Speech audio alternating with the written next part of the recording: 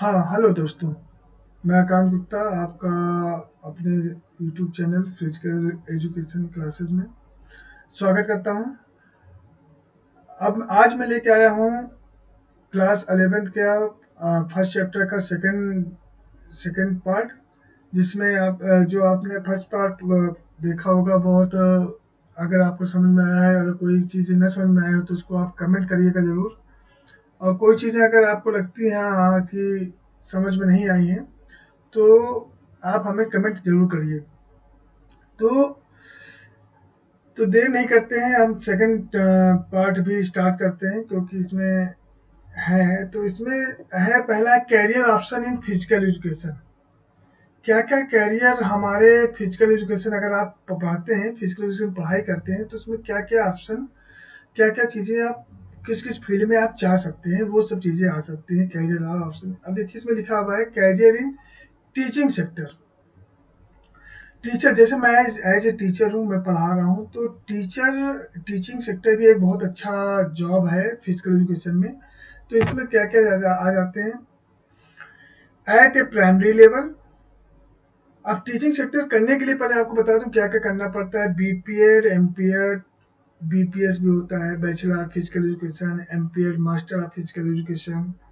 तो ये सब कोर्सेज होते हैं जो उसको आपको करना पड़ता है। तो अब इसमें देखिए कैरियर, आप अगर देखते हैं तो टीचिंग में प्राइमरी लेवल में क्या हो गया, जैसे क्लास फर्स्ट टू थर्ड हो गया या फिफ्थ तक जो भी क्लासेस होती है उनको आप किस तरह से गेम सिखाएं, तो इसमें जो बीपीएड किए हुए बंदे होते हैं वो इसको आप कर सकते हैं। दूसरा है मिडिल लेवल, मतलब 6 to 8 क्लास तक के जो बच्चे होते हैं उनके लिए ये आ जाता है। तो मिडिल लेवल में आप कौन कौन से बच्चों को क्या क्या सिखाते हैं, तो वो भी बीपीएड किया हुआ बंदा इसमें आ सकता है। अब नेक्स्ट आ जाते हैं सेकेंडरी लेवल। अब सेकेंडरी लेवल क्या हो गया, जो मैं इस समय हूँ, इसमें क्या होता है, बीपीएड एमपीएड किया होता है बंदा, पढ़ाने के लिए होना चाहिए और वो 11 12 में अच्छे से फिजिकल एजुकेशन के बारे में पढ़ा सके। अब एट कॉलेज या यूनिवर्सिटी लेवल, अब एमपीएड करने के बाद आप नेट क्वालिफाई या पीएचडी करते हैं तो आप एज ए कॉलेज और यूनिवर्सिटी लेवल में एज ए लेक्चरर या प्रोफेसर होते हैं और अच्छी खासी आमदनी, मतलब अच्छे खासे आप बहुत अच्छे पैसे कमा सकते हैं, बहुत अर्निंग कर सकते हैं। Teaching eight other professional institute, मतलब जैसे जहाँ पे, जैसे मैंने बीपीएड किया है तो वहाँ पे भी कोई ना कोई पढ़ाता होगा, तो प्रोफेशनल इंस्टीट्यूट जो होता है वो इसके अंतर्गत आता है। टीचिंग अदर प्रोफेशनल इंस्टीट्यूट मतलब जो प्रोफेशनल टीचर होते हैं उनके अंतर्गत ये सब चीज़ें आती हैं। अब आता है as a coach, training sector, मतलब एज ए कोचिंग। अगर आप एज ए कोच हैं तो अब कोच वही हो सकता है जो एक अच्छा खिलाड़ी हो सकता है, पर्टिकुलर एक गेम के लिए होता है। और जो टीचर होता है वो लगभग लगभग हर गेम के बारे में कुछ ना कुछ जानता रहता है। कोच क्या होता है, पर्टिकुलर केवल एक मतलब उसके लिए जानता है कि हाँ केवल एक गेम जानता है, उसके बारे में अच्छे से वो जानता है। तो अब इसमें क्या है, इन स्कूल और college university level, school college university level में एज आप कोच हो सकते हैं, उसकी वैकेंसियाँ निकलती हैं तो आज आप उसमें भी एज ए अच्छे से पोस्ट ले सकते हैं और अच्छी खासी आमदनी, अच्छी खासी आप, अब जैसे यूनिवर्सिटी लेवल का सिलेक्शन करना ये भी बहुत बड़ी बात है, यूनिवर्सिटी में एज ए कोच होना, तो ये भी बहुत अच्छी जॉब है। इन various sports institution, sports institution से रिलेटेड है, जैसे स्टेडियम जो होते हैं, हर जगह जो स्टेडियम बने हुए हैं या फिर जिम हो गए या फिर मतलब आप मान के चलिए हर एक जिले में स्टेडियम होते ही, हर स्टेडियम में एक कोच होता है। तो एज ए कोच आप उस जिले में अब देखिए कोच क्या होता है, जिले में एक ही होता है जो भी होता है, तो कोच भी अच्छी आमदनी और अच्छे रुतबे में रह सकता है। इंडस्ट्रियल रिक्रिएशन, अब इंडस्ट्रियल रिक्रिएशन है, ध्यान से सुनिएगा। इंडस्ट्रियल रिक्रिएशन होता क्या है, इसमें होता है कि जो भी आप, जैसे आप देखे होंगे फैक्ट्रियाँ होती हैं, उन फैक्ट्रियों में भाई हमेशा तो लोग काम नहीं करते हैं, कुछ काम करने के बाद तो कुछ टाइम खाली बचता है, तो उसमें लोग अपने आप को रिक्रिएशन, अपना मनोरंजन करने के लिए तो एक ऑफिस बना होता है, उस ऑफिस का जो इंचार्ज भी होता है वो भी एज ए कोच होता है, वो स्पोर्ट्स ऑफिसर हो सकता है, वो सब चीज़ें हो सकती हैं, वो एज इंडस्ट्रियल एज में हो सकता है। इंडस्ट्रियल आपको समझ में आ गया होगा, फिर से बोल रहा हूँ। जो भी इंडस्ट्री होती है वहाँ पे रिक्रिएशन से रिलेटेड जो भी ऑफिस या फिर जो भी वहाँ पे अपॉइंटमेंट होता है वो भी एज ए कोच ही वहाँ पे होता है। Sports facilities management. अब स्पोर्ट्स फैसिलिटीज मैनेजमेंट जैसे स्पोर्ट्स को फैसिलिटी स्पोर्ट्स के बारे में बताना। स्पोर्ट्स फैसिलिटी मैनेजमेंट हो गया जैसे कि आप स्पोर्ट्स के बारे में किसी से नॉलेज लेना चाहते हैं, पर्टिकुलर कोई गेम को मशहूर मतलब कोई आप टूर्नामेंट करा रहे हैं, उस टूर्नामेंट कराने के लिए आपको एक, जैसे मैंने अपने यहाँ खो खो कराया कोई टूर्नामेंट, तो उस खो खो को कैसे ऑर्गेनाइज कराया जाए, कैसे अच्छे से किया जाए, तो उसके बारे में वो जो खो खो खेलता होगा, जो खो खो का अच्छा नॉलेज होगा, वही इसके बारे में बता सकता है। तो ये इसके अंतर्गत आ सकता है। एडमिनिस्ट्रेशन, जैसे एडमिनिस्ट्रेशन क्या होता है? एडमिनिस्ट्रेशन लेवल में जैसे जिले में होता है एक स्पोर्ट्स ऑफिसर, वो भी कोच होता है, कोच की एक होती है स्पोर्ट्स ऑफिसर हो गया। उससे छोटा, सबसे छोटा होता है असिस्टेंट कोच जो कोचिंग देता है। उससे बड़ा हो जाता है डिप्टी स्पोर्ट्स ऑफिसर, जो उप क्रीडाधिकारी से बोलते हैं। वो एक जिले में दो से ज्यादा हो सकते हैं। उसके बाद आ जाइए स्पोर्ट्स ऑफिसर। स्पोर्ट्स ऑफिसर क्या होता है कि वो एक जिले में एक होता है और वो गैजेटेड पोस्ट होता है, एक जिले का पूरा मालिक होता है। स्पोर्ट्स रिलेटेड जो भी एक्टिविटी होती है वो स्पोर्ट्स ऑफिसर करता है। उसके बाद आ जाइए regional sports officer. Regional sports officer क्या होता है? वो 4-5 जिलों को एक रीजन बनाया जाता है। उस 4-5 जिलों का में हर एक जगह एक स्पोर्ट्स ऑफिसर होगा, लेकिन 4-5 जगहों में का, जैसे अपने इलाहाबाद में एक, अपना इलाहाबाद एक रीजनल स्पोर्ट्स ऑफिस है यहाँ पे। इसमें जो जिले मिले हुए हैं वो फतेहपुर, इलाहाबाद, आप आ जाइए कौशाम्बी और प्रतापगढ़, ये 4 जिले मिलके एक रीजनल स्पोर्ट्स ऑफिसर बना है। इस चारों जिलों में के एक स्पोर्ट्स ऑफिसर बनता है, लेकिन रीजनल स्पोर्ट्स ऑफिसर जिसे बोलते हैं आरसो, वो केवल इलाहाबाद में बनता है। मतलब ऐसे ही 17-18 रीजनल बना के एक मतलब जिलों, मतलब एक पूरे स्टेट को चलाया जा सकता है। उसके ऊपर आ जाते हैं तो डिप्टी स्पोर्ट्स ऑफिसर तो हो चुका है। वो डिप्टी डायरेक्टर। डिप्टी डायरेक्टर क्या होता है? वो यूपी का, मतलब पूरे यूपी में जितने भी होते हैं उसके बारे में होता है। डिप्टी के बाद आ जाएंगे ज्वाइंट डायरेक्टर, ज्वाइंट के बाद डायरेक्टर। डायरेक्टर सबसे, स्पोर्ट्स डायरेक्टर सबसे बड़ी पोस्ट होती है जो स्पोर्ट्स से रिलेटेड होती है, जिसमें एक एज ए कोच, मतलब आप एक जिले में एक अच्छा मालिक हो सकते हैं। तो मतलब एक एडमिनिस्ट्रेशन लेवल में आप इतने अच्छे से आप मतलब जा सकते हैं। अब आ जाते हैं फिटनेस फील्ड में। ठीक है, अब फिटनेस रिलेटेड फील्ड में तो आप आजकल सभी लोग फिट रहना चाहते हैं। आप कहते हैं ना, आइए एक हफ्ते में वेट लॉस करते हैं, आइए 10 आपका हम एक हफ्ते में वेट लॉस कराएंगे। तो ये सब चीजें सब तो इसी में आती हैं, फिजिकल एजुकेशन से रिलेटेड आती हैं सब।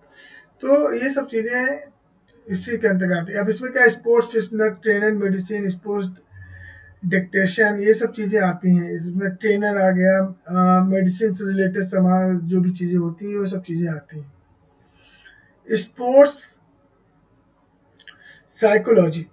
अब स्पोर्ट्स साइकोलॉजी क्या होता है मालूम है? आजकल हर एक टीम के, जो भी टीम अच्छे खेल रहे हैं, भाई खिलाड़ी सब बहुत अच्छा खेलते हैं, लेकिन जिसका माइंड ज्यादा लास्ट समय में सबसे ज्यादा स्ट्रांग रहेगा वही आगे चल के एक अच्छा खिलाड़ी बनता है। तो हमेशा आपको ये ध्यान रखना है कि अब स्पोर्ट्स साइकोलॉजी फील्ड में वही जाएगा जो स्पोर्ट्स के बारे में जानता होगा, उसको कैसे मोटिवेट करना है, ये सब चीजें स्पोर्ट्स साइकोलॉजी में बताई जाती हैं। अब आ जाएंगे स्पोर्ट्स न्यूट्रिशन। अब भाई अभी डाइटिंग का कोई आप काम करते हैं, बैलेंस डाइट, ये सब चीजें क्या हो जाएगा, स्पोर्ट्स न्यूट्रिशन ही बताएगा कि कौन सा खाना आपको खाना है, कौन से खेल में कौन सा खाना, कार्बोहाइड्रेट ज़्यादा लेंगे, विटामिन ज़्यादा लेंगे, फैट ज़्यादा लेंगे, ये सब चीज़ें आपको स्पोर्ट्स न्यूट्रिशन बता सकता है। ये इसी के थ्रू ये बता सकता है। इन जिम एथलेटिक ट्रेनर, जिम में क्या हो सकता है, जैसे आजकल बहुत से आउटडोर जिम अब बन रहे हैं, इंडोर जिम बन रहे हैं, उसमें जो भी मतलब जो भी एक क्या कहते हैं ट्रेनर होता है, वो भी एक अच्छा खिलाड़ी होता है। उसके बाद वो एक कोर्स किया रहता है, जिम ट्रेनर का भी कोर्स होता है। वो कोर्स करके उस जिम में इंस्ट्रक्टर बन सकता है। तो उससे क्या होता है कि अच्छा आमदनी होती है घर पे बैठ के। मतलब आप अगर अपना जिम खुद खोल लें तो अपने आप भी आमदनी कर सकते हैं। हेल्थ फिटनेस इंडस्ट्रीज, हेल्थ से रिलेटेड, जैसे आपने देखा होगा हेल्थ फिटनेस इंडस्ट्री मतलब हो गया जैसे कि आप कोई भी फैक्ट्री है, फैक्ट्री में अगर स्पोर्ट्स की फैक्ट्री है, स्पोर्ट्स गुड्स की, तो वहाँ पे आप जॉब कर सकते हैं। आप जॉब इसलिए करेंगे कि आपको स्पोर्ट्स का नॉलेज है, आप नए नए राय दे सकते हैं कि वहाँ पर किस तरह का इक्विपमेंट बनाया जाए। तो हेल्थ से रिलेटेड, आप फिटनेस इंडस्ट्री से रिलेटेड ये सब चीज़ें आप उसको बताएंगे तो आप नई नई चीज़ें आ सकती हैं। अब आ जाइए कैरियर इन प्रोफेशनल रिलेटेड, वो परफॉर्मेंस रिलेटेड सेक्टर, मतलब एज ए प्लेयर आप इसको बोल सकते हैं। मतलब एज ए प्लेयर ये मेन है। जैसे खिलाड़ी होता है, एक खिलाड़ी, इसमें बहुत आजकल देख रहे हैं आईपीएल, मतलब हर एक गेम में प्रोफेशनल लीग चलने लगे हैं। तो एज ए प्लेयर आप बहुत अच्छा है, आमदनी कमा सकते हैं, उसमें भी पैसा कमा सकते हैं, बहुत नाम होता है उसमें भी। बहुत से टूर्नामेंट ऐसे होते हैं जो लाखों करोड़ों रुपए मिलते हैं, तो ये सब इससे भी आप बहुत आमदनी कर सकते हैं, इस फील्ड में भी अच्छा आप आगे जाते हैं। स्पोर्ट्स प्लानिंग ऑफिसर, स्पोर्ट्स का प्लान करना, प्लानिंग ऑफिसर समझ रहे होंगे, कहीं भी एक टूर्नामेंट ऑर्गेनाइज हो रहा है तो स्पोर्ट्स को प्लानिंग करना, उसको कैसे प्लान करना है, या फिर कहीं इवेंट ऑर्गेनाइजर, जैसे शादी ब्याह के इवेंट ऑर्गेनाइजर होते हैं, वैसे स्पोर्ट्स को कैसे हम अपने पूरे जिले में कैसे फैलाएं, तो आप एज ए प्लानर उसको आपको ले सकते हैं। जैसे मुझे कौशाम्बी जिले में मुझे काफ़ी चीज़ें मालूम है, तो कौशाम्बी में जितने भी लोग होते हैं स्पोर्ट्स से रिलेटेड, मुझसे पूछते हैं कि हाँ भाई स्पोर्ट्स के बारे में आप कैसे जानते हैं, आप कैसे उसको करेंगे, तो ये सब चीज़ें हम बता सकते हैं कि कैसे कर सकते हैं इसको। स्पोर्ट्स मैनेजमेंट, स्पोर्ट्स का रख रखाव, देखिए हर सामान इक्विपमेंट तो आप बना सकते हैं। आप स्पोर्ट्स मैनेजमेंट का आप कोर्स कर लेंगे तो स्पोर्ट्स मैनेजमेंट कोर्स में क्या करते हैं कि आप काउंसलिंग कर सकते हैं, आप कैसे कैसे कैसे खिलाड़ियों को आप आगे ले जा सकते हैं, ये सब चीज़ें इसके अंतर्गत आ सकते हैं। तो स्पोर्ट में अब रिक्रिएशन स्पोर्ट्स मैनेजमेंट, अब रिक्रिएशनल स्पोर्ट्स मैनेजमेंट में कैसे हो गया, जैसे कि आप कहीं इंडस्ट्री में चले गए या फिर कहीं आप जैसे बच्चा बहुत बोर हो रहा है तो आप कोई रिक्रिएशनल मैनेजमेंट का कोर्स कर रखे हैं, तो उसमें क्या होगा कि कोई भी ऊबने रिक्रिएशन मतलब माइंड का फ्रेश करने वाला काम आप करते हैं रिक्रिएशनल स्पोर्ट्स मैनेजमेंट के थ्रू। परफॉर्मेंस, जितना अच्छा आपका परफॉर्मेंस होगा उतना ज़्यादा आपको पैसे मिलेंगे। आजकल के स्पोर्ट्स जनरेशन में परफॉर्मेंस आपका अच्छा है तो आपका आपका कैरियर बूम सुपर जाता है। ठीक है। कैरियर ऑप्शन मीडिया सेक्टर, आप जानते होंगे मीडिया सेक्टर आजकल, भाई मीडिया सेक्टर बहुत बड़ा है, और इसमें आप देखे होंगे कि जो भी स्पोर्ट्स एंकर होता है वो हमेशा हर एक चैनल में स्पोर्ट्स एंकर अलग होते हैं, न्यूज़ से रिलेटेड स्पोर्ट्स से रिलेटेड हर चीज़ें जो बताता है वो अलग बताता है। तो ये सब चीज़ें आती हैं, तो ये चीज़ भी आपको ध्यान रखना है जो भी मीडिया सेक्टर हैं। तो इसमें क्या क्या चीज़ें हैं वो आप ध्यान से देखिए। स्पोर्ट्स जर्नलिज्म, स्पोर्ट्स मैंने जो अभी आपको बताया कि हर एक न्यूज़ चैनल में एक स्पोर्ट्स जर्नलिज्म होता है, स्पोर्ट्स के बारे में जो न्यूज़ पढ़ता है वो हमेशा एक ही होता है। तो स्पोर्ट्स जर्नलिज्म वही हो सकता है जो स्पोर्ट्स के बारे में अच्छा नॉलेज हो, जिसको रूल रेगुलेशन मालूम, जब रूल रेगुलेशन मालूम हो तभी तो दूसरे से पूछेगा कि हाँ ये कैसे होता है, ये कैसे होता है। तो बिना बिना स्पोर्ट्स की जानकारी के आप स्पोर्ट्स जर्नलिज्म नहीं बन सकते हैं, तो ये भी एक अच्छा फील्ड है स्पोर्ट्स जर्नलिज्म। स्पोर्ट्स फोटोग्राफी, आप देखे होंगे कि जो भी टूर्नामेंट होते हैं बड़े बड़े कैमरे लेके बैठे रहते हैं फोटोग्राफर, वो स्पोर्ट्स के एक अच्छे जो स्पोर्ट्स की मैगजीन बनती है उसमें फोटोग्राफ जो छपते हैं वो स्पोर्ट्स फोटोग्राफी के थ्रू ही तो छपते हैं ना। जितने भी आपके पेपर न्यूज में आते हैं फोटोग्राफर अलग होते हैं, तो वो सब देखिए। जर्नलिस्ट क्या हो गए कि वो लिखते हैं, लेख लिखते हैं। फोटोग्राफर क्या होते हैं, वो फोटो अपना खींच के पूरी हर एक जहाँ मतलब जहाँ जहाँ फोटोग्राफी, जहाँ जहाँ आपका जैसे स्पोर्ट्स मैगजीन हो गया, पेपर हो गया, और उसके बाद ई पेपर हो गए, आजकल ब्लॉग चल रहे हैं, वो सब जगह तो वो सब चीज़ें यही सब करते हैं स्पोर्ट्स फोटोग्राफी वाले। स्पोर्ट्स जो चैनल, अब स्पोर्ट्स ब्रॉडकास्टिंग मतलब चैनल, स्टार स्पोर्ट्स, पहले कहाँ स्पोर्ट्स की एक डीडी स्पोर्ट्स होता था, आजकल स्पोर्ट्स के कम से कम 10 चैनल हो गए। तो स्पोर्ट्स के चैनल तभी आप बना सकते हैं जब स्पोर्ट्स के बारे में अच्छे से नॉलेज हो जाएगा, तो वही लोग जुड़ेंगे, स्पोर्ट्स ब्रॉडकास्टिंग करेंगे तो स्पोर्ट्स से रिलेटेड बहुत सी चीज़ें उसमें जुड़ जाएंगे और बहुत से लोग उसमें अटैच हो जाएंगे। Sports advertising, sports equipment market, आप इसको मैंने बता भी रखा है, ये दोबारा भी आ चुका है। मतलब एडवर्टाइज करना, जूते का एडवर्टाइज करना, जिम के सामान का एडवर्टाइज करना, जब आप मार्केटिंग करेंगे, जब आप जानते रहेंगे जूते का एडवर्टाइज करना, ये सब चीज़ें इसके अंतर्गत आप आ सकते हैं। स्पोर्ट्स इंडस्ट्री या शॉपिंग मॉलों में कोई भी फैक्ट्री में जाके आप उसके बारे में अच्छे से कर लीजिए, तो ये आ जाता है। अब competition in various sports at international level. National and international level में कौन कौन सी स्पोर्ट्स आते हैं ये आप जान लीजिए। Competition eight national level, competition eight national level में क्या क्या आता है। अब कंपटीशन नेशनल लेवल क्या होता है, ये आपका नया पॉइंट जुड़ा हुआ है, पहले ये नहीं था, तो अब नया पॉइंट इसमें जुड़ गया है। ये चीज नेशनल लेवल क्या है कि जो यूपी यूपी हो गया, एमपी हो गया, ये सब मिल के आपस में एक जो गेम खेलते हैं वो नेशनल लेवल का कहलाता है। अब इसमें क्या है, इंडिविजुअल कंपटीशन। अब इंडिविजुअल कंपटीशन क्या होता है, जिसमें कि जैसे वॉलीबॉल हो रहा है तो वॉलीबॉल हो रहा है, कबड्डी हो रहा है तो कबड्डी हो रहा है, क्रिकेट हो रहा है तो क्रिकेट हो रहा है, खो खो हो रहा है तो खो खो हो रहा है, मतलब इंडिविजुअल गेम।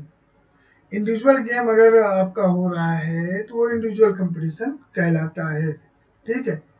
अ, इसमें जैसे आ गया pro kabaddi league, hockey India league, Indian premier league, league national football league, ये सब चीजें आ सकती है, आईपीएल आ गया, ये सब चीजें आ जाती हैं। अब दूसरा क्या है, मल्टी डिसिप्लिन। मल्टी डिसिप्लिन मतलब हो गया, देखिए इसमें आ गया खेलो इंडिया गेम, जिसमें मतलब हर एक कबड्डी भी हो रहा है, खो खो भी हो रहा है, वॉलीबॉल भी हो रहा है, ये सब सभी, जैसे ओलंपिक, ओलंपिक तो उसमें आ जाएंगे आप, ये तो नेशनल लेवल इंटरनेशनल लेवल में आ जाएंगे। तो इसमें सैर ये सब गेम आ सकते हैं, सैर जितने भी यूथ गेम है, मतलब हर एक गेम मिला हुआ। अब school national games, Indian Olympic games, ये सब चीजें इसके अंतर्गत आती हैं।